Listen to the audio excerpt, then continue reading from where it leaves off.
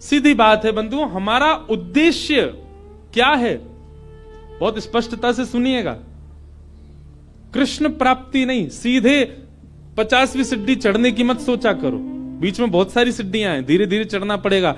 इतने बड़े पांव नहीं कि आप 50वीं सीढ़ी चढ़ जाओ। हमारा उद्देश्य क्या है? किसी से पूछो, किसी भी भक्त से पूछो, आपका उद्देश्य क्या? तिलक क्यों लगाते हो? नाम जप क्यों करते हो? कंठी माला क्यों करते हो? एकादशी क्यों करते हो? वृंदावन क्यों जाते हो? हम पे श्री जी की कृपा हो जाए, हमको ठाकुर जी मिल जाए। इतनी जल्दी मिल जाएंगे?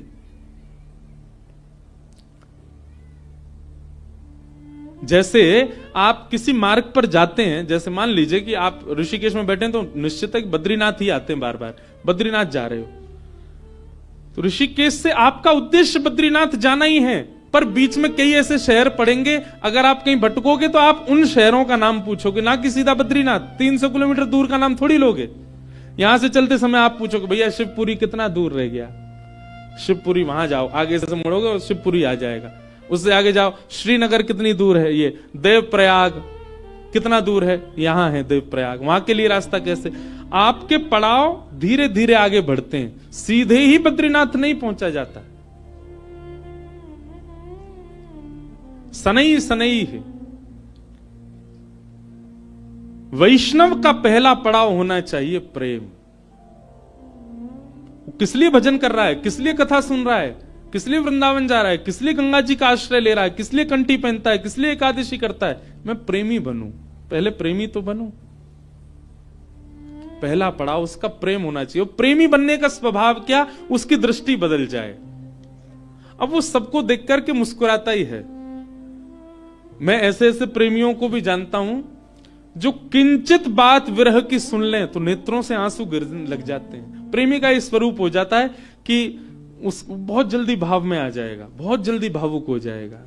हम होते हैं, हमारे आगे तो व्यक्ति गंगा जी में कूद जाए तो हमको विरह नहीं होता।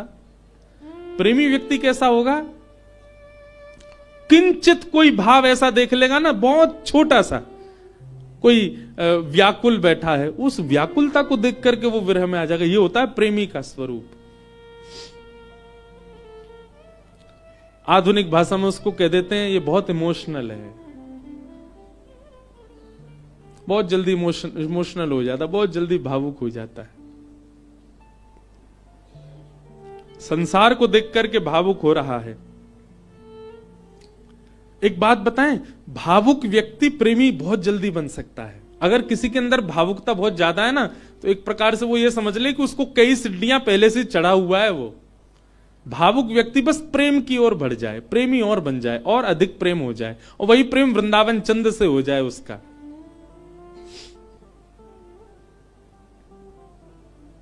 हम कई जगह कथा करने जाते हैं, तो कथा करके जब निकलने लगते हैं ना वापस, 7 दिन पूरे होने के बाद,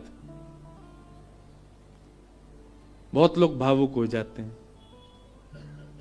जिनके यहां रुकने का प्रसंग होता है वो लोग भावुक। एक जगह तो बहुत ही भयानक स्थिति हुई, मैं ही घबरा गया। एक जगह कथा थी, अब जगह का नाम तो नहीं लूंगा मैं, तो वहां जो यजमान थे, मुख्य यजमान, वो इतने भावुक, इतने भावुक, पहले दिन से ही रोने लग गए। मैंने क्यों, क्या हो गया? बोले अब 6 दिन रह गए, आप 6 दिन रहोगे बस, लाल जी के केवल 6 दिन दर्शन होंगे। दूसरे दिन और रोने लग गए। मैंने कि भैया तुम ऐसे मत करो, अभी तो कथा तो पूरी करनी है हमको। चौथे दिन सबका नाच रहे थे, नंद घन आनंद भयो, जो वो कोने में खड़े होकर रो रहे। बोले क्यों, क्या हो गया? 3 ही दिन रह गए अब बस।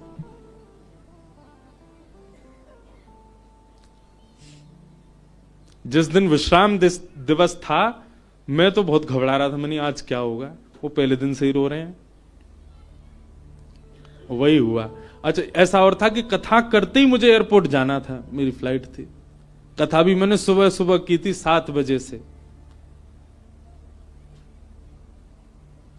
आरती, विश्राम आरती हो रही थी, और मैं बस ये था कि हे लाल जी कुछ हो नहीं, बहुत भाव में। वही हुआ, आरती करते करते दोनों, पहले तो उनकी गृहिणी मूर्छित होकर गिर पड़ी, बेहोश ही हो गई, और फिर जो उनके पतिदेव थे उनको देख के वो भी हो गए। उसके पीछे बिल्कुल भी किंचित ही, हमको तो समझ में आया था नाटक, लेकिन नहीं, वास्तविक था।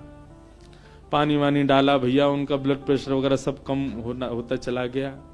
एक कथा भी आती है, सुना है? एक महाराष्ट्र के राजा थे।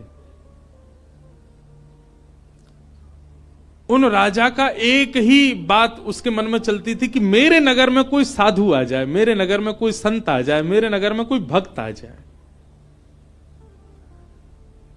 दुनिया में ऐश्वर्यवान व्यक्ति केवल इसकी प्रतीक्षा करता है कि मेरे पास धन बहुत आ जाए। वो इसकी प्रतीक्षा करते थे कि कोई भक्त, साधु, संत, विरक्त या वैष्णव दंपति या कोई कथा वक्ता कोई आ जाए मेरे नगर में, बस। ऐसी कृपा हुई, अयोध्या से कुछ लोग पंढरपुर दर्शन करने जा रहे थे और उन महात्मा के उन राजा के नगर में आ गए। नगर से होके पंढरपुर का रास्ता था, तो पंढरपुर की ओर जा रहे थे। शाम काल का समय हो गया। राजा को पता चली संतों की टोली आ रही है। वो तो ऐसा और था राजा, वो दूर दूर तक उसने अपने सैनिक लगा रखे थे। बोले आसपास के रस्तों से अगर कोई संत निकल के जा रहे हैं, उनसे भी कहो यहां होके जाएं, हमारे नगर में होके जाएं। ऐसी भगवत प्रीति, भक्त प्रीति भी सबके हृदय में नहीं होती।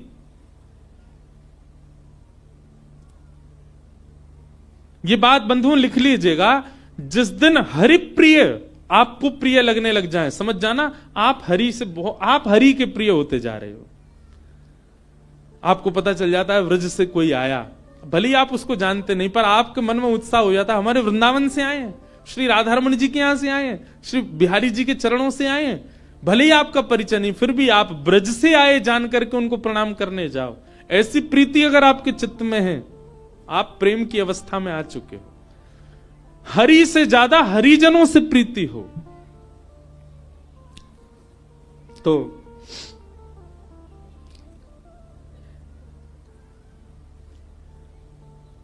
अयोध्या से संतों की टोली आई। रात में राजा ने खूब सुंदर उनका स्वागत किया, सबके लिए बढ़िया शिविर बनवाए, बढ़िया सबके लिए भोजन की व्यवस्था करी। सब साधु महात्मा बड़े प्रसन्न हो गए, बोले वाह भैया राजा, तेने तो हमारा दिल जीत लिया, क्या सुंदर व्यवस्था की, सब संतों के सबके चरण धोए, सबको माला पहनाई, प्रसाद पवाया, सोने की उत्तम व्यवस्था। और राजा रात में सोने अपने महल में नहीं गया, वहीं बैठा शिविर के बाहर ही पूरे परिवार सहित, कि कोई संत कोई आज्ञा कर दें सेवा के लिए, हम उनकी सेवा करें।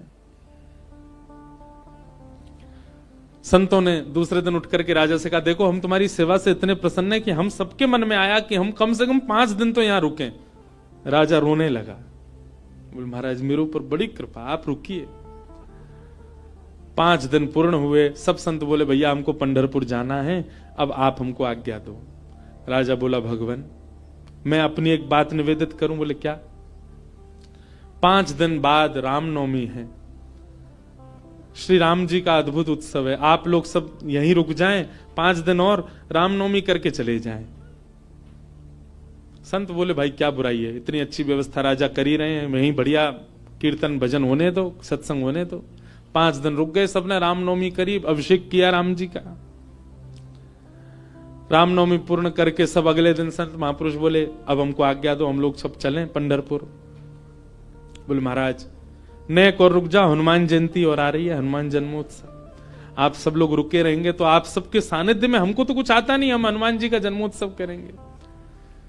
अब वो सेवा इतनी अच्छी कर रखी थी कि कुछ संत तो बेचारे उसके पक्ष में रहते थे, बोले रुक ही जाओ, बढ़िया व्यवस्था तो करी रखी है।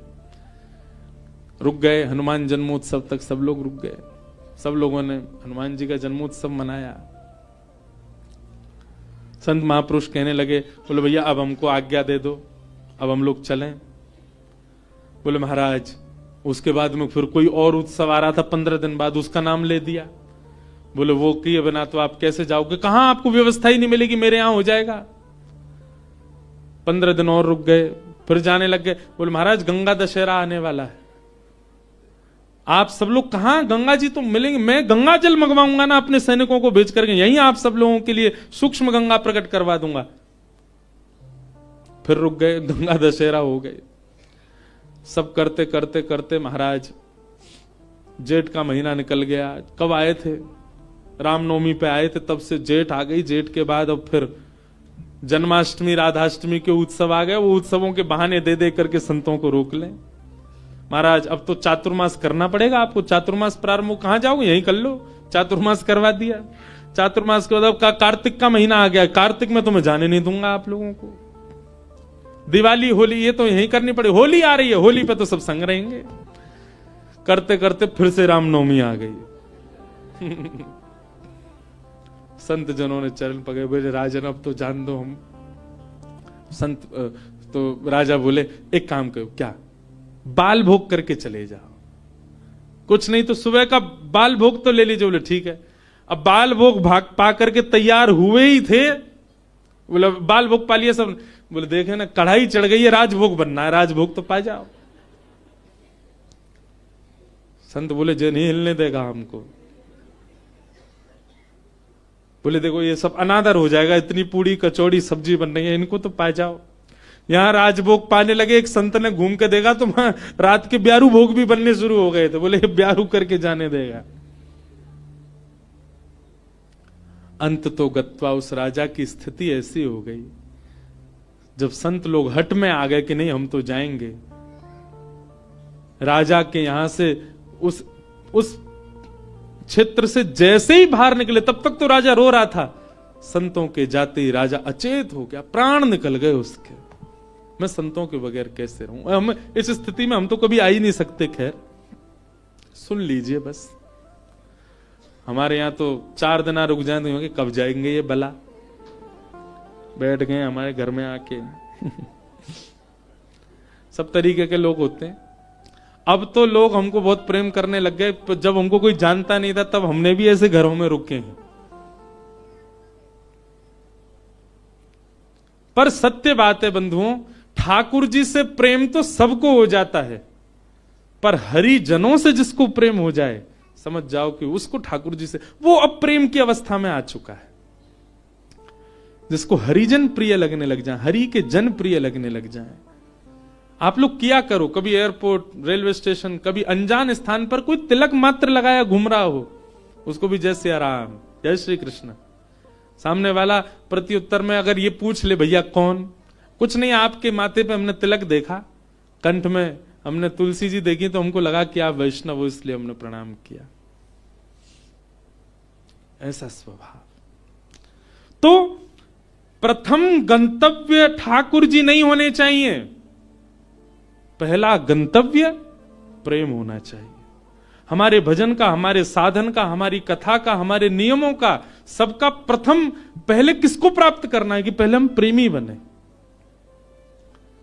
पहले ठाकुर जी नहीं, पहले ठाकुर जी के लायक बनो, और फिर जब लायक बन जाओगे, ठाकुर जी को कभी अपने केंद्र बिंदु में मत रखो। एक बात बहुत ध्यान से सुनो, किसी को पाने के लिए आप मत तड़पो, स्वयं को ऐसा बनाओ कि सामने वाला आपको पाने के लिए तड़पे, सामने वाला आपको पाना चाहे।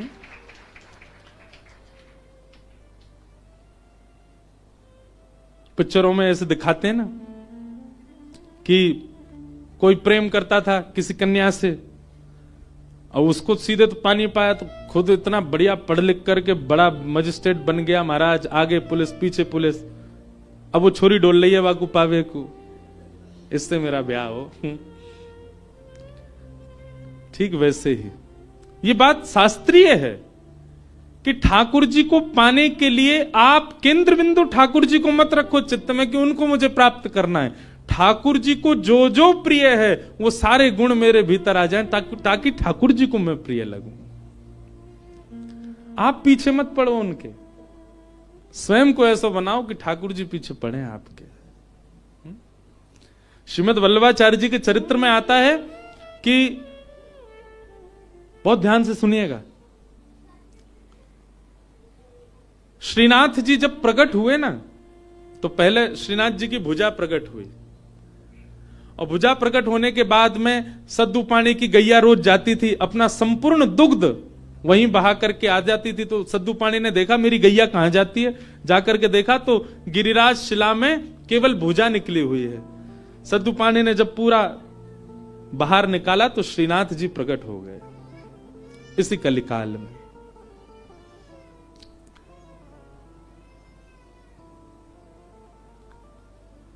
तो सद्दू पानी ने ठाकुर जी से प्रार्थना की कि ठाकुर जी आपके लिए क्या लाऊं मैं, आप क्या पाएंगे, क्या व्यंजन लेंगे, क्या भोग प्रसाद लेंगे, आप विश्वास मानेंगे? हमारे श्रीजी बाबा श्रीनाथ जी, उन्होंने कहा, बोले हे सद्दू पाणे, जब तक मेरे श्रीमद वल्लभाचार्य जी नहीं आएंगे तब तक मैं केवल दूध पीऊंगा। ठाकुर जी ने पयोव्रत किया। भक्त भगवान के लिए व्रत करता है, पर ठाकुर जी ने व्रत किया कि जब तक वल्लभाचार्य जी नहीं आएंगे मैं केवल दूध पीऊंगा। श्रीनाथ जी जो आजकल उदयपुर के पास नाथद्वार में विराज रहे हैं, जब ये गिरिराज जी में प्रकट हुए तब की लीला है। इस बार हमारे लाल जी का उत्सव नाथद्वारा में ही है, श्रीनाथ जी में, 11 से 17 जनवरी। बाद में एक अजब कुमारी नाम की एक भक्ता हुई थी, उसके लिए ठाकुर जी उदयपुर चले गए, उदयपुर के पास नाथद्वारा में। प्रकट तो आप गिरिराज जी में ही हुए थे। तो ठाकुर जी कितने वर्षों तक केवल दूध पी करके रहे। एक दिन अपनी समस्त शिष्य मंडलियों के साथ श्रीमद वल्लभाचार्य जी महाराज जब गोवर्धन पधारे, पूरे ब्रज में हल्ला हो गया, कोई बहुत बड़े आचार्य आए हैं। बोले नाम क्या? बोले वल्लभाचार्य। जब ये नाम सद्दू पाणे के कान में पड़ा, ब्रजवासी सद्दू पाणे दौड़े दौड़े गए और वल्लभाचार्य जी के चरणों में निवेदन करके रोने लगे। वल्लभाचार्य जी बोले रो क्यों रहे हो? बोले नाथ, भक्त को व्रत करते देखा है मैंने, पर इस जन्म में मैंने भगवान को व्रत करते हुए भी देखा है। हमारे इस गिरी कंदरा से साक्षात गोवर्धन नाथ जी का स्वरूप श्रीनाथ जी प्रकट हुए। मेरी गैया को दूध नित्य पियो करते, मैंने उनसे निवेदन किया कि आपको कहा भोग धराऊं। समोसे बोले मैं तो दूध ही पीऊंगा। मैंने कि कब तक दूध पियोगे? बोले जब तक वल्लभाचार्य जी नहीं आएंगे तब तक दूध ही पीऊंगा। भक्त ठाकुर की प्रतीक्षा करे ये तो सुनोगे हो, पर ठाकुर भक्त की प्रतीक्षा कर रहे हैं। हे नाथ, मेरी आपसे प्रार्थना, जल्दी मिलो ठाकुर जी से और जल्दी अन्न पवाओ ठाकुर जी को। श्रीमद वल्लभाचार्य, आप सबने चित्र देखा होगा निश्चित ही, अगर कोई श्रीनाथ जी से या हमारे गोवर्धन नाथ जी से परिचित है, वल्लभाचार्य जी के भाव में है। सद्दू पाणे ने आवाज लगाई, लालन, हे श्रीजी बाबा देखो श्रीमद वल्लभाचार्य पधारे हैं। और ऊपर से नन्हे से गोपाल जी, 4 वर्ष की अवस्था के गोपाल जी, 2-4 दतुइयां निकली हैं बस, गोल मटोल लाला, घुंघराले केश हैं, वही श्रीनाथ जी। ऊपर गिरी कंदरा से नीचे देखते हैं श्रीमद वल्लभाचार्य जी को, वल्लभाचार्य जी ऊपर देखते हैं ठाकुर जी को, और दौड़े वहां से ठाकुर जी, यहां से वल्लभाचार्य जी, और मध्य गोवर्धन में दोनों ने गाढ़ आलिंगन किया एक दूसरे का। ये चित्र देखा होगा आपने वल्लभाचार्य जी, और नहीं देखा हो तो गूगल पर देखना, वल्लभाचार्य जी श्रीनाथ जी मिलन पिक्चर, ऐसे ठाकुर जी ने आलिंगन कर रखा वल्लभाचार्य जी को, नेत्रों से आंसू गिर रहे हैं। वल्लभाचार्य जी बोले ठाकुर जी आप क्यों इतने श्रम में रहे, कुछ पाया नहीं?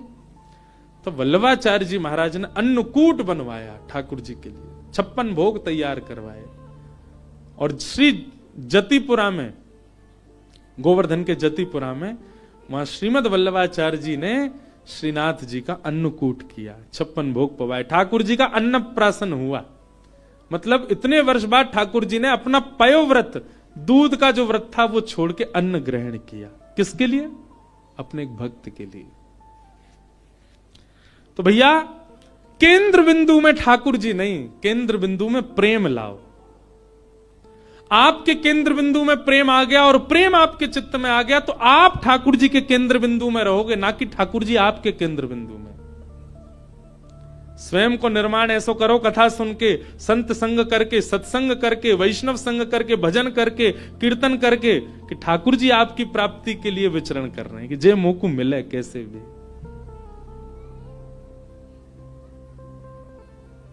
आज से आपके भजन साधन में उद्देश्य भगवत प्राप्ति नहीं, प्रेम की प्राप्ति हो।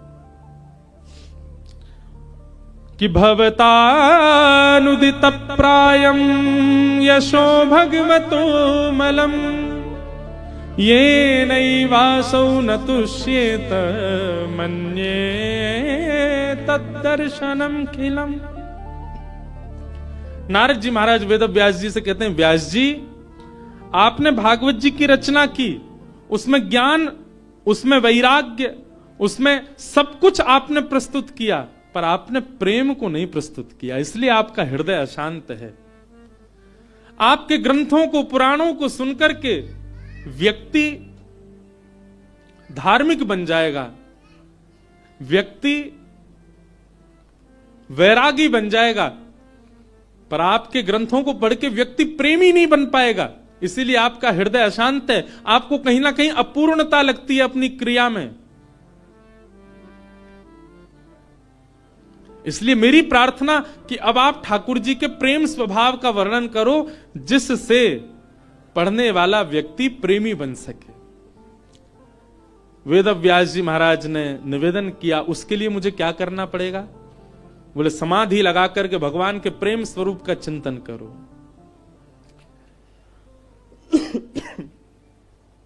श्री वेद व्यास जी महाराज ने समाधि लगाई और समाधि की भाषा में ही अपने अंतिम कृति का निर्माण किया वेद व्यास जी ने। इसी ब्रह्म नदी में, इसी हिमालय की पर्वतों पर वेद व्यास जी ने ऐसी रचना की जिसको सुनकर पढ़कर के मानव प्रेम का अधिकारी बन जाता है, ठाकुर जी का अधिकारी बन जाता है। और उस संहिता का नाम है श्रीमद् भागवत महापुराण। बोलो भागवत महापुराण की जय। ये प्रेम संहिता है। भागवत जी श्रवण के बाद, भागवत जी अध्ययन के बाद, भागवत जी के अवलोकन के बाद प्रेम प्रस्तुत होता है चित्त में।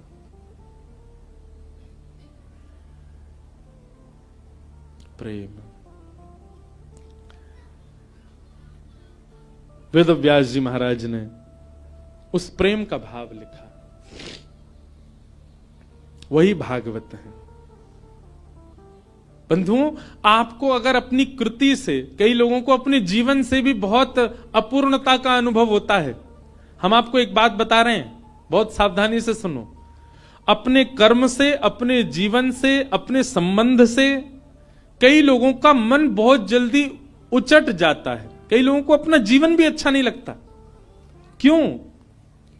केवल प्रेम नहीं है आपके जीवन में। आप भागवत जी का आश्रय लीजिए और भागवत जी का आश्रय लेकर के आप प्रेम जीवन में ले आइए, आपको सब कुछ अच्छा लगने लगेगा। एक बात बता रहे हैं, प्रेमी व्यक्ति का स्वभाव ऐसा हो जाता है कि वो अव्यवस्था में भी प्रसन्न रहने लगता है। अप्रेमी व्यक्ति का स्वभाव कैसा होता है? वो कहीं भी जाएगा ना, नाक मुंह मोड़ता ही रहेगा। यहां तो ये है, यहां तो ऐसा है, यहां मैं कैसे बैठ जाऊं, ये मैं कैसे खा लूं, यहां मैं कैसे बैठ सकता हूं, यहां मैं कैसे नहा सकता हूं, यहां मैं कैसे रह सकता हूं, इस व्यक्ति के साथ मैं कैसे जी पाऊंगा, इस माहौल में मैं कैसे रह पाऊंगा। ये सब जगह जो अपने आप को अपरिपूर्ण माने, समझ जाना अप्रेमी व्यक्ति है। पर प्रेमी कैसा होता है? वो जहां बैठ जाता है ना, वो स्थान ही अच्छा लगने लग जाता है। कई बार आपने कुछ ऐसे स्थान देखे होंगे, उन स्थानों पर कभी आपकी नजर ही नहीं पड़ी होगी, या उस स्थान को देख करके आपने सोचा होगा ये तो सामान्य सी जगह है, ये कौन सी बड़ी बात है। पर उसी स्थान पर कोई भगवत प्रेमी जाकर के बैठ जाता है तो उस स्थान की रौनक ही बदल जाती है, उस स्थान का माहौल ही बदल जाता है। अरे स्थान नहीं, कई बार कई रंग हमको प्रिय नहीं होते। मैं अपना अनुभव बता रहा हूं, कई रंग हमको प्रिय नहीं होते, कई कलर्स हमको अच्छे नहीं लगते, पर वही रंग, वही कलर, उसमें कोई प्रेमी व्यक्ति अगर आ जाए, उस प्रेमी व्यक्ति उस कलर में या रंग का आश्रय ले ले, वो रंग भी अच्छा लगने लग जाता है। कई सब्जियां आपको अप्रिय लगती होंगी, पर वही कोई प्रेमी के हाथों से प्रसाद रूप में आपको मिल जाए, आप उसका पान करेंगे, सेवन करेंगे, आपको अत्यंत अद्भुत। और अगर आपको अनुभव करना हो तो हम बता रहे हैं, अरबी की सब्जी हर कोई नहीं पा सकता, इतनी बढ़िया नहीं लगती। हमारी श्री जी को बहुत प्रिय है, किशोरी जी को बहुत प्रिय है, लाडली जी को अरबी का भोग लगता है। कभी जाइए राधाष्टमी के समय पर, या वैसे भी हमारे तटीय स्थान वृंदावन में अरबी की सब्जी बनती है। आप पे कृपा हो जाए, नहीं हो तो वहां किसी महात्मा से कह देना हमको थोड़ा प्रसाद दे दो, वो मधुकरी रूप में आपको अरबी देंगे, आप पाके देखना। सारे विश्व के जितने भी रस होंगे ना, वो सब रस फीके लगेंगे उसके आगे। क्यों? क्योंकि प्रेम स्थान पर वो निर्मित है, इसलिए उसका स्वाद अद्भुत हो जाता है। मैं कथा करता हूं, हमको राग रागनी आती नहीं, हम बस ऐसे गा लेते हैं, ये सब गुरुजन बैठे हैं, ये लोग जैसो बजा दें वैसो हम गा दें। कई राग ऐसे हैं, उनको पहले मैं जब सुनता था ना तो मेरा मन बड़ा उच्चाटित सा हो जाता था कि ये कैसे गाएंगे, ये तो बड़ा विचित्र सा राग है। आज वही राग में हम कथा भी कर देते हैं। क्यों? क्योंकि जब प्रेम मिल जाता है, प्रेम एक ऐसा सब्सटेंस है, प्रेम एक ऐसा क्या बोले वो, केमिकल बोले, सब्सटेंस बोले, क्या बोले, वो एक ऐसी वस्तु है, वो जहां मिल जाएगी वो सब प्रिय लगने लग जाएगा। वो प्रेम कहलाता है। प्रेम का मतलब केवल स्त्री पुरुष का प्रेम मत समझा कीजिए आप। कोई प्रिय लगने लग जाए वो नहीं, सब कुछ प्रिय लगने लग जाए, वो प्रेम है। वास्तविक प्रेमी आप अपने आप को ऐसे नहीं मान सकते, उसके लिए नस काट रहे घूम रहे हैं, हॉस्पिटल में भर्ती है गए, वो क्या बता रहे हैं, बोले भाई टैग लग गया इसके ऊपर, काहे का, बोले प्रेमी है। आप इस प्रकार प्रेम की अवहेलना मत करो, प्रेम की निंदा मत करो।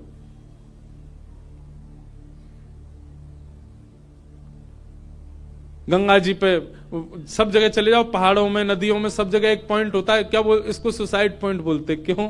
यहां से व्यक्ति अपने प्रेमी के लिए त्याग कर देता है, आत्महत्या कर लेता है। ये प्रेम है। प्रेम में केवल एक व्यक्ति प्रिय नहीं लगता, प्रेम में सब कुछ प्रिय लगने लग जाता है। बुद्ध, भगवान बुद्ध प्रेमी थे। एक मदिरा पान किया हुआ व्यक्ति जिससे सब दूर भागते हैं, नाली में पड़ा था और बुद्ध भगवान ने उसको देख लिया। अपने शिष्यों से कहा तुरंत इसको निकालो यहां से। कोई पीछे जा रहा, कोई आगे जा रहा, सोच रहे हैं, विचार कर रहे हैं, नाली में पड़ा है, दुर्गंध आ रही है, इसने पी भी रखी है। स्वयं भगवान बुद्ध लग गए उसको निकालने में। शिष्यों ने कहा, बोले कि वो एक कुभाव वाला व्यक्ति, मदिरा पान करने वाला व्यक्ति, उसका आचरण शुद्ध नहीं, और आप उसको ऐसे बचाने लग गए, ऐसे उसको संभालने लग गए। तो बुद्ध भगवान बहुत अच्छी बात कहते हैं, तुम साधक क्यों बने हो, तुम भक्ति के पथ पर क्यों चल रहे हो? क्या तुम केवल शुद्ध लोगों से ही मिलोगे, सुधरे हुए लोगों से ही मिलोगे? अरे जो पहले से ही शुद्ध हैं, जो पहले से ही सुधरे हुए हैं, उनके बीच बैठ करके तुमने क्या नया कर दिया? तुम वैष्णव इसलिए बने हो, तुम भक्त इसलिए बने, तुम साधक इसलिए बने, जो अपवित्र हैं उनको पवित्र करने का भाव तुम्हारे चित्त में आए। जो अप्रेमी हैं वो प्रेमी बने, ये भाव स्वभाव तुम्हारा बने। हम इसलिए साधक बने हैं। केवल माला देने वाला व्यक्ति को ही हम पूजें, उसी को ही हृदय से लगावें, ये हमारा स्वभाव है। सबको लगाना है, सबको उस पथ का राही बनाना है, इसलिए हम वैष्णव बने। अंगुलीमाल की कथा सबने सुनी होगी। एक राक्षस था, मानव था पर राक्षस के स्वभाव का था। उस पर्वत पर रहता था, उस पर्वत के आसपास कोई भी मानव उसको दिख जाता था, उसको मार करके उसकी उंगली काट करके अपने गले में माला बना के पहनता था, इसलिए उसका नाम था अंगुलीमाल। इतनी सारी उंगलियों की माला उसने पहन रखी थी, उसका रूप देखते ही भाग जाते थे लोग। भगवान बुद्ध जा रहे थे और जैसे ही मार्ग पर जाने लगे तो एक गांव पड़ा। गांव के लोगों ने कहा, भगवान आप सीधे ना जाकर के थोड़ा दाएं होकर के जाइएगा। क्यों? सीधे जाएंगे तो आगे एक पर्वत पर अंगुली माल रहता है, वो लोगों को मार के उनकी उंगली काट के अपने गले में पहन लेता है। भगवान बुद्ध बोले उसके पीछे कारण, बोले वो अपना बल बताना चाहता है, देखो मैंने इतने लोग मार दिए, इतनी उंगलियां मत, इतने लोग, इतना बल है मेरे पास।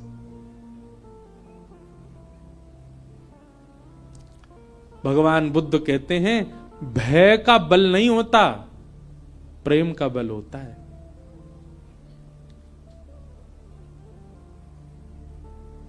भय से जो अपने बल को आपके चित्त में प्रतिष्ठित करे वो बहुत लंबे समय तक नहीं रह सकता, लेकिन प्रेम से अपने आप को आपके चित्त में जो अवस्थित करे वो मरते दम तक आपके चित्त में रहेगा।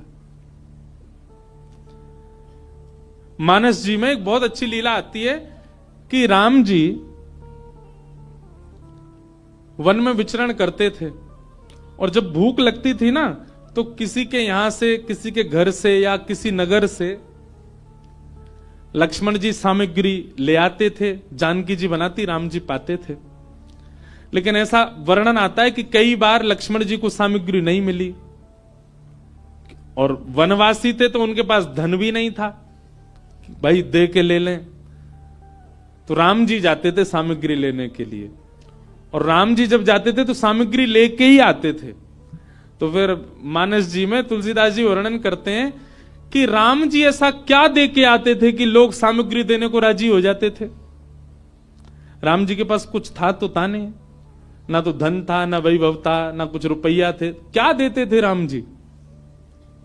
तो मानस जी में श्री गोस्वामी जी वर्णन करते हैं कि राम जी जब कुछ सामग्री लेते थे, या सामग्री लेते भी थे, या फिर कई बार सीता जी बड़ी रसोई बनाती और संतों को पवाते, संतों को पवाने के बाद दक्षिणा देनी होती है, तो ये दक्षिणा के आदान प्रदान पर या सामग्री के आदान प्रदान पर राम जी क्या देते थे। तो गोस्वामी जी वर्णन करते हैं, बोले कुछ नहीं, राम जी मंद मंद मुस्कुरा देते थे, उनकी मुस्कान ही सबसे बड़ी दक्षिणा थी। उसको लेकर के व्यक्ति कहते तुम तो भैया सब कुछ ले जाओ हमारा, बस ये मुस्कुराते रहो, तुम्हारी मुस्कान ही सब बढ़िया। मतलब संतों को प्रसाद पवा के राम जी सामने बैठ करके दक्षिणा रूप में मुस्का देते थे। संत बोलते बस मिल गई हमारी दक्षिणा। जहां जहां से सामग्री लाते वहां मुस्का देते थे।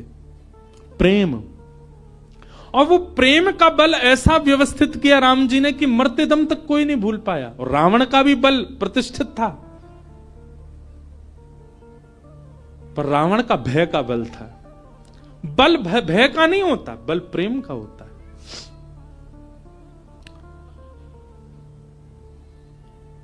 बुद्ध भगवान चले गए उसी मार्ग पर जहां अंगुलीमाल था। जैसे ही पहुंचे पर्वत के ऊपर, अंगुलीमाल ने दूर से ही कहा मैं साधु सन्यासियों का बहुत सम्मान करता हूं, पहले तुमको सचेत कर रहा हूं, मार्ग बदल दो अपना, मेरे पास आ गए तो तुम्हारा सर धड़ से अलग कर दूंगा, मैं चेतावनी दे रहा हूं, मेरे पास मत आना। पर बुद्ध रुके नहीं, सीधे चले गए। तुम जानते नहीं हो मुझे, क्यों चले आए हो मेरे पास। और क्रोध में भर के थोड़ा और चेतावनी देने के लिए अंगुलीमाल एक वृक्ष के नीचे खड़ा था, उस वृक्ष की डाल पकड़ करके जोर से खींच ली, डाल टूट गई। बुद्ध भगवान मंद मुस्काते सामने खड़े हो गए। अंगुलीमाल तुम देख नहीं रहे हो। अंगुलीमाल बोला तुम देख नहीं रहे हो मैं कितना बलवान हूं, और तुम चले आ रहे हो, मैं तुमको मना कर रहा हूं फिर भी रुक नहीं रहे हो। डाल हाथ में पकड़ करके खड़ा था। बुद्ध भगवान बिल्कुल सौम्य भाव से उसके समीप गए और कहा ये डाल तुमने तोड़ी। बोले हां, अब इसको जोड़ दो, जहां से तोड़ी है इसको वहां लगा दो पुनः। अंगुलीमाल बोला कैसी बात कर रहे हो, ये तो संभव ही नहीं है, मैं इसको नहीं लगा सकता दोबारा। बोले क्यों, जब तोड़ने की सामर्थ्य है तो जोड़ने की भी होगी, इसको जोड़ दो, यथावत जैसी थी वैसी जोड़ के दिखा दो। अंगुलीमाल बोला यह संभव नहीं है। बुद्ध भगवान कहते हैं जिसको तुम जोड़ नहीं सकते उसको तोड़ने का अधिकार तुमको किसने दिया। इतनी उंगलियां गले में पहन करके घूमते हो, तुमने इतने लोगों को मार दिया, अकेले इस पर्वत पर रहते हो, पूरी दुनिया तुमसे भय खाती है। सोचो, विचार करो अंगुलीमाल, जितनी उंगलियां तुमने गले में पहनी हैं, प्रेम से यदि इतने लोगों को अपने संग में रखते, पूरी दुनिया पूजती आज तुमको। अपने प्रेम स्वभाव से इतने लोगों का संग पाते तो तुम ज्यादा बलवान होते, लेकिन तुमने उनको मार दिया, उनकी उंगलियां डोल रहे हो लेके गले में। अगर इतने लोग तुमने जोड़े होते खुद से तो तुम श्रेष्ठ माने जाते। और इतना कहकर के बुद्ध चले गए। अपनी कुटिया पर जाकर के रुके, पीछे देखा ही नहीं। कुटिया पर जाकर के जब पीछे देखा, अंगुलीमाल चरणों में गिर गया। बुद्धम शरणम गच्छामि, मुझे क्षमा कर दो भगवान, और सदा के लिए उनके हो गए। यह है प्रेम। प्रेमी जब व्यक्ति होता है वो सबको प्रेमी बनाता चलता। जैसे किसी के अंदर कोई इत्र लगाए घूमे, जहां से निकल जाए सब जगह सुगंधित होती चली जाती है, वैसे ही भक्ति साधना से व्यक्ति जब प्रेमी बन जाता है, वो जहां जाता है, जिस स्थान पर जाता है, जितने लोगों से मिलता है, उनको भी प्रेमी बना देता है, उनको भी प्रिय बना देता है, उनको भी भक्त बना देता है, उनको भी साधक बना देता है। प्रेम। और श्रीमद् भागवत प्रेम प्रस्थापित करती हैं श्रोताओं के चित्त में। भागवत जी की रचना हुई और रचना करने के बाद वेद व्यास जी महाराज ने विचार किया, अब इस भागवत को हम घर घर तक, जन जन तक कैसे पहुंचाएं। तब वेद व्यास जी महाराज ने अपने पुत्र सुखदेव जी का आवाहन किया कि यम प्रव्रजन्तमनुपेतमपेत कृत्यम द्वैपायनो विरह कातरया जुहाव पुत्रेति तन्मयतया तर्वोऽभिनेदु तम सर्वभूत हृदयं मुनिमानतोऽस्मि। श्री सुखदेव जी महाराज आए। वेद व्यास जी के पुत्र हैं सुखदेव, लेकिन जन्म लेते ही आप ब्रह्म के ध्यान में चले गए थे। लेकिन श्री व्यास जी ने भागवत के श्लोक जब इनको सुनाए तो ब्रह्म ध्यान छोड़कर के भागवत जी की सन्निधि में आ गए और कहा, मैं तो निर्गुण निराकार ब्रह्म की उपासना कर रहा था, पर मुझे अब सगुण साकार में मन लग गया है, मुझे इन्हीं की आराधना करनी है। व्यास जी ने भागवत जी का अध्ययन सुखदेव जी को कराया और श्री शुकाचार्य जी ने वही भागवत की कथा राजा परीक्षित को सुनाई। पूछा गया, राजा परीक्षित कौन है? राजा परीक्षित के विषय में हमको थोड़ा बताओ। इनको 7 दिन में मरने का श्राप क्यों लगा, इनके बारे में थोड़ी हमें जानकारी दो। तब राजा परीक्षित के विषय को बताने के लिए यहां से महाभारत का थोड़ा प्रारंभ किया। यदा मृधे कौरव संजयानाम वीरेस्वथो वीर गतिम गतेषु व्रकोदरा विग्ध गदा विमर्श भृगनोरुदंडे धृतराष्ट्र पुत्रे। श्री परीक्षित जी महाराज का चरित्र और उनको 7 दिन में श्राप क्यों लगा, ये सब विषय सुनाए गए। अब इस विषय में अगर प्रवेश करें तो पूरा महाभारत का प्रसंग कहना पड़े, इसलिए कल बंधुओं ठाकुर जी का जन्मोत्सव है कथा में, क्योंकि कल चतुर्थ दिवस है। कल गंगा के तट पे आनंद उत्सव होगा, खूब आनंद से हम लोग नाचेंगे गाएंगे, जन्मोत्सव मनाएंगे श्री ठाकुर जी का। यमुना तट पे तो मनते ही रहते हैं ठाकुर जी के उत्सव, कल गंगा के तट पे होगा। आप सब लोग समय से पधारिएगा। आज श्री गिरधर लाल जी के दर्शन का समय तो है, पर हम आप सबकी संख्या देख के डर रहे हैं, क्योंकि जहां हम रुके हैं वो स्थान तो बहुत छोटा है। तो जो लोग यहां रुके ही रहे हैं अभी 6-7 दिन, वो लोग तो कल भी आ सकते हैं, परसों भी आ सकते हैं। रोज मिलेंगे ठाकुर जी 1:30 से 2:30 बजे तक गंगा दर्शन राम झूला के पास, इधर स्वर्ग आश्रम में। और जो लोग दूर दूर से आए बस वो ही आ जाना दर्शन करने। बाकी के जो लोग यहीं डटे हुए हैं उनके लिए तो लाल जी यहीं हैं। उनके लिए हम एक शाम का भी समय कल बता देंगे, वो लोग शाम को भी आ सकते हैं। इतनी संख्या में लोग आ जाएंगे तो फिर वो लाल जी हमारे डर नहीं जाएं, गंगा जी में गिरगिरा जाओगे, क्योंकि बगल में ही गंगा जी हैं। तो आप सब लोग बड़े भाव से पधारो। कल ठाकुर जी का जन्मोत्सव हम लोग कथा में मनाएंगे। पीले पीले वस्त्र पहन करके आना, आभूषण ज्यादा पहन के मत आना, अपना ध्यान रखना, क्योंकि चोराग्रगण्य श्री कृष्ण की कथा है तो निश्चित है उनके 2-4 दूत तो कथा में आते ही होंगे जो आपके आभूषण हरण ना कर ले जाएं, इसलिए बहुत ध्यान रखना। श्यामा हृदय कमल सो प्रगट्यो, श्यामा हृदय कमल सो प्रगट्यो, श्यामा हृदय कमल सो प्रगट्यो, श्यामा हृदय कमल सो प्रगट्यो, और श्याम हृदय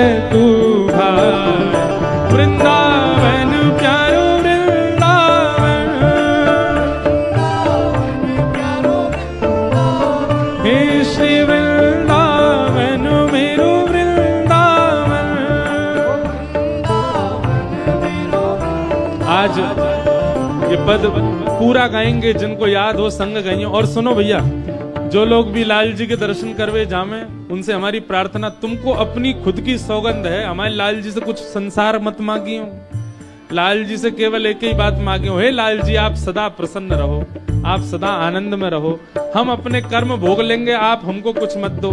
कुछ मांगना नहीं ठाकुर जी से, ठाकुर जी से केवल उनकी प्रसन्नता मांगिएगा।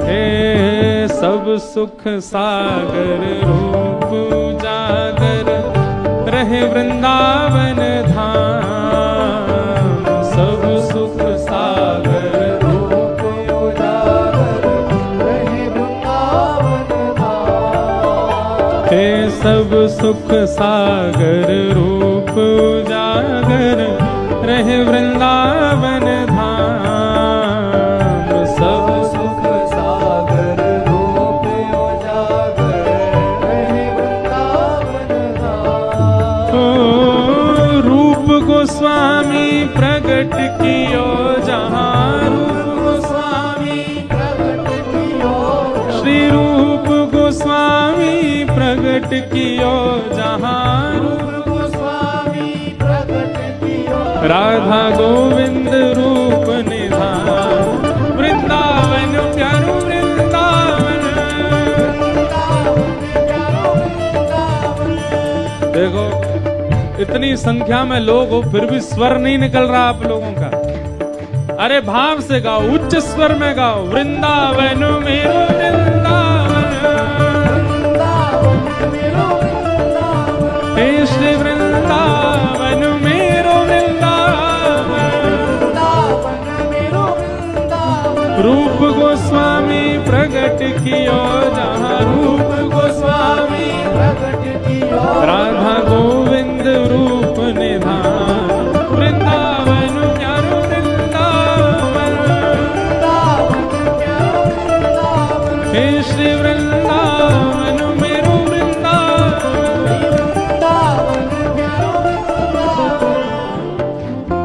विहरत निस दिन कुंज गलन में, ब्रज जन मन सुख धाम, विहरत निस दिन कुंज गलन में, ब्रज जन मन सुख धाम। हाँ प्यारो ब्रज जन मन सुख धाम, प्यारो ब्रज जन मन सुख धाम। हे मदन मोहन को रूप निरख के, मदन मोहन को श्री मदन मोहन को रूप निरख के, मदन मोहन को रूप निरख, हे सनातन बलि बलि जाए, वृंदावन प्यारो वृंदावन,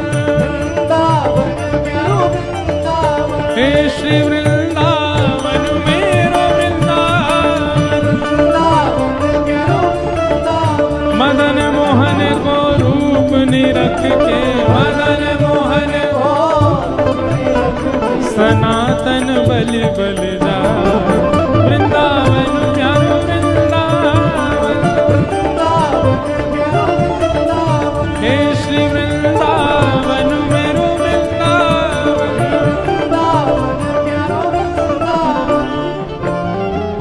गोपी ग्वाल सब ही और धारे, प्यारो गोपी नाम, गोपी ग्वाल सब ही और धारे, प्यारो गोपी नाम।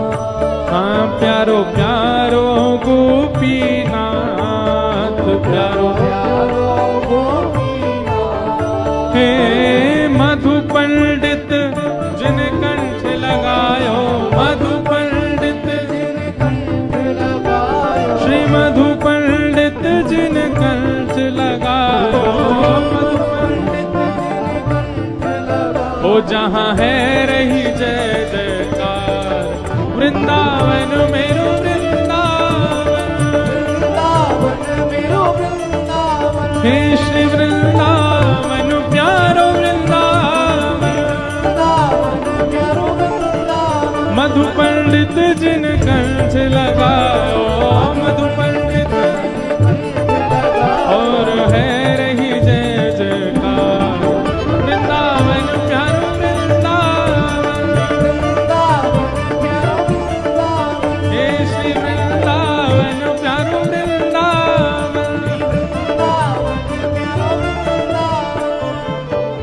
श्री गोपाल भट्ट झुके हृदय वेदना प्रगट्यो शालिग्राम।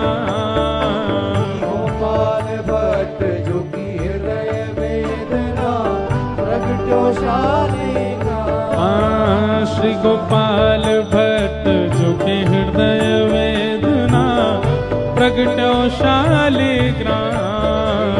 गोपाल भट्ट झुकी हृदय वेदना प्रगट्यो शालिग्राम। हे रूप सुधा को खान हमारो, रूप सुधा को खान हमारो, रूप सुधा को खान हमारो, रूप सुधा को खान हमारो। श्री वृंदावन में सबते प्यारो, वृंदावन में सबते प्यारो। हे श्री राधा रमण जुलाल वृंदावन मेरो वृंदावन। वृंदावन प्यारो वृंदावन। हे श्री वृंदावन मेरो वृंदावन। वृंदावन मेरो वृंदावन। रूप सुधा को खान हमारो, रूप सुधा को खान हमारो। श्री वृंदावन में सबते न्यारो। वृंदावन में सबते न्यारो। श्री राधा रमण जुलाल वृंदावन प्यारो वृंदावन। वृंदावन प्यारो वृंदावन। हे श्री वृंदावन मेरो वृंदावन।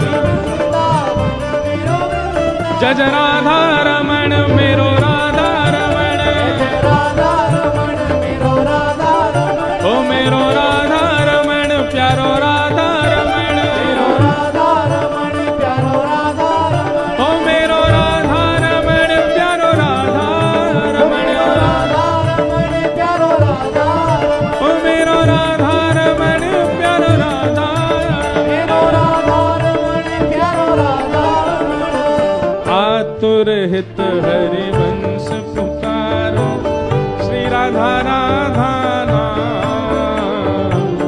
आतुर हित हरि वंश पुकारो राधा राधा। अभी यहाँ कथा 12 को विश्राम करके श्री वृंदावन के मदन टेर में 14 तारीख को सुबह 9 बजे से श्री हितरवंश महाप्रभु का चरित्र हम एक दिन सुनाएंगे।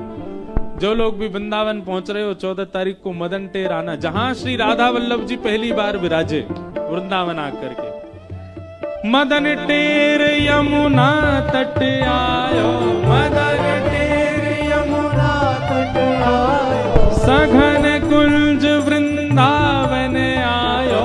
सघन कुंज वृंदावन आयो। हे मदन टेर यमुना तट आयो। मदन टेर यमुना तट आयो। सघन कुंज वृंदावन आयो। सघन कुंज भुजा उठा के वृंदावन आयो। ओ प्यारो राधा वल्लभ लाल वृंदावन मेरो वृंदावन। वृंदावन मेरो वृंदावन। हे श्री वृंदावन मेरो वृंदावन। वृंदावन मेरो वृंदावन। सघन कुंज यमुना तट आयो। सघन कुंज यमुना तट आयो। मदन टेर वृंदावन आयो। मदन टेर वृंदावन आयो। ओ प्यारो राधा वल्लभ लाल वृंदावन मेरो वृंदावन। वृंदावन मेरो वृंदावन। हे श्री वृंदावन प्यारो वृंदावन। वृंदावन प्यारो वृंदावन। जुगल किशोर को लाड़ लड़ायो नवल कुंज ही अमान। जुगल किशोर को लाड़ लड़ायो नवल कुंज ही अमान। हे कुंजन कुंजन की रज धारे। कुंजन कुंजन की रज धारे। कुंजन कुंजन की रज धारे। कुंजन की रज धारे। ओ हरि व्यास युगल यशोदा वृंदावन मेरो वृंदावन। वृंदावन हे श्री वृंदावन प्यारो वृंदावन। देखो वैसे तो अधिकतर सबको पता है कि हम लोग क्या गा रहे हैं, वृंदावन के 7 निधियों को प्रणाम कर रहे हैं, वैसे सबको पता है। जिनको नहीं पता हम उनको बता रहे हैं। हमारे वृंदावन के प्रथम ठाकुर कौन है? बोलो, श्री गोविंद देव। वृंदावन के दूसरे ठाकुर श्री मदन मोहन, तीसरे ठाकुर श्री गोपीनाथ, चौथे ठाकुर श्री राधा रमण, पांचवें ठाकुर श्री राधा वल्लभ और छठवें ठाकुर जिनको अभी हम गा रहे हैं श्री जुगल किशोर और 7वें ठाकुर श्री कुंज बिहारी लाल। तो इन 7 को हम प्रणाम कर, जिनको नहीं पता हम उनको बता रहे हैं। अभी जुगल किशोर जी को प्रणाम कर रहे हैं। कुंज निकुंजन की रजधारे, कुंज निकुंजन की रजधारे, हरि व्यास युगल यश गाए, वृंदावन मेरो वृंदावन, हे श्री वृंदावन प्यारो वृंदावन। हमारे ब्रज वृंदावन के 7वें ठाकुर जिनके जन्मोत्सव पर इस कथा का प्रारंभ हुआ, बोलो वृंदावन बिहारी लाल।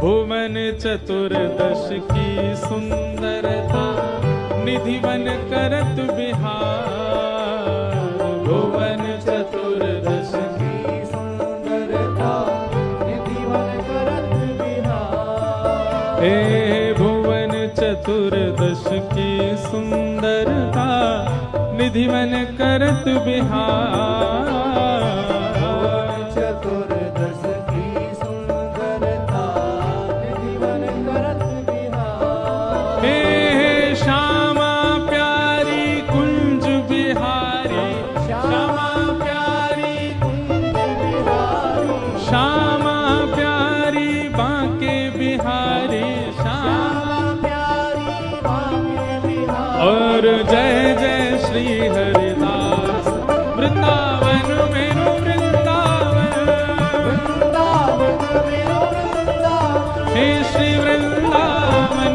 प्यारो वृंदावन, वृंदावन प्यारो वृंदावन, श्यामा प्यारी कुंज बिहारी, श्यामा प्यारी कुंज बिहारी, और जय जय श्री हरिदास, वृंदावन मेरो हे श्री वृंदावन मेरो वृंदावन।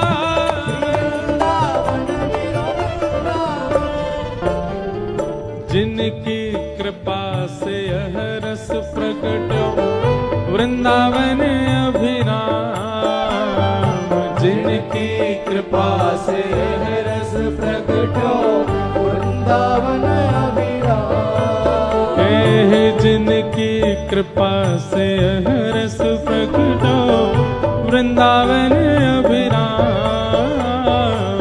जिनकी कृपा से यह रस प्रकट वृंदावन अभिराम, हे सप्त निधिन को ही उजियारो, सप्त निधिन को ही उजियारो, यह आनंद करवावे वारो, यह आनंद करवावे वारो, इंद्र ईश इंद्रेश दुलारो, इंद्र ईश इंद्रेश दुलारो, हम सबको मिलवावे वारो, हम सबको भुजा उठा के हमारो गिरधर लाल, वृंदावन प्यारो वृंदावन, वृंदावन प्यारो वृंदावन, हे श्री वृंदावन मेरो वृंदावन,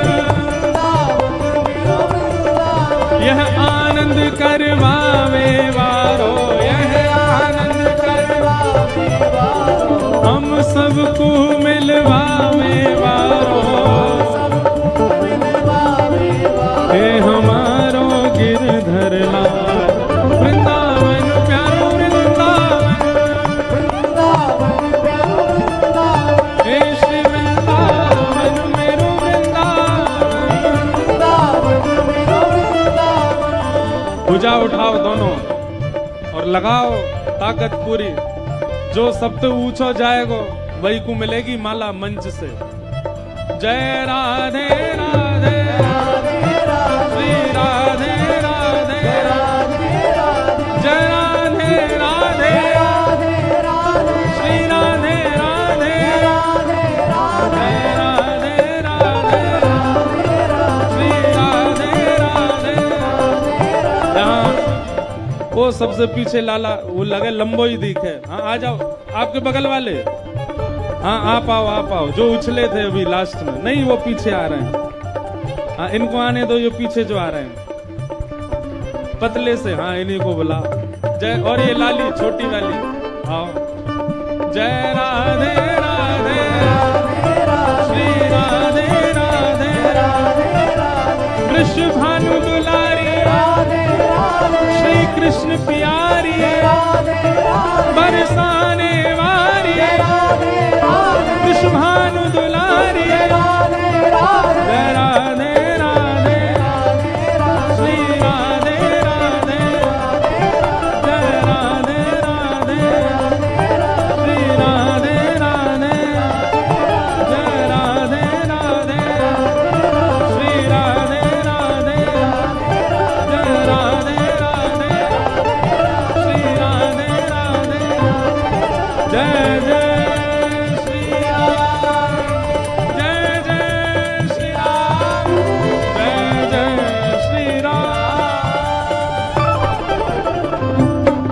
वृंदावन बिहारी लाल की। नेक जोड़ते बोलो गर्मी आवेगी। बोल वृंदावन बिहारी लाल की। श्री राधा रमण लाल की। श्री राधा वल्लभ लाल की। पूछरी के लौठा की हुप हुप प्यारे। क्या बात है बंसी वारे श्याम।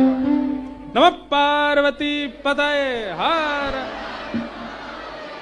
बोल गंगा मैया की। आप सब लोगों को जय श्री कृष्ण। कल नंदोत्सव है, सब लोग 10 बजे यहाँ पधारो। कल ठाकुर जी का मंगल जन्म